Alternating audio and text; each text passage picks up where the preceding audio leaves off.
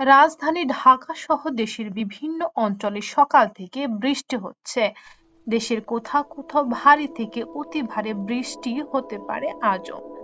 দেশের উত্তরাঞ্চলের জেলাগুলোতে বৃষ্টি অপেক্ষাকৃত বেশি হতে পারে বলছে আবহাওয়া অফিস।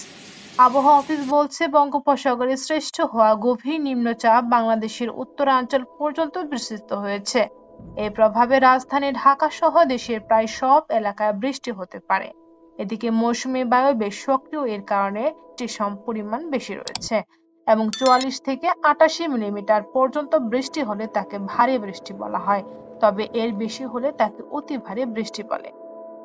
এরই মধ্যে আবহাওয়া অফিস দেশের ৪ বন্দরকে ৩ নম্বর স্থানীয় সতর্ক সংকেত দেখাতে বলা হয়েছে এবং গভীর নিম্নচাপের প্রভাবে সমুদ্র উত্তাল রয়েছে, তাই সমুদ্র এলাকায় ট্রলার বা নৌকাকে সাবধান থাকতে বলা হয়েছে। সাধারণত অক্টোবরের মাঝামাঝি সময়ে দেশের মৌসুমী বায়ুর প্রভাব থাকে। এর মাঝে কখনো কখনো নিম্নচাপ বা গভীর নিম্নচাপের সৃষ্টি হয়। তবে এবারের গভীর নিম্নচাপটি পশ্চিম মধ্য বঙ্গোপসাগরে সৃষ্টি হয়েছে। এর প্রভাব প্রথম দিকে দেশের উপকূলীয় অঞ্চলে বেশি দেখা যায়, তবে পরবর্তীকালে বাংলাদেশের উত্তরাঞ্চলে বিস্তৃত হয়েছে।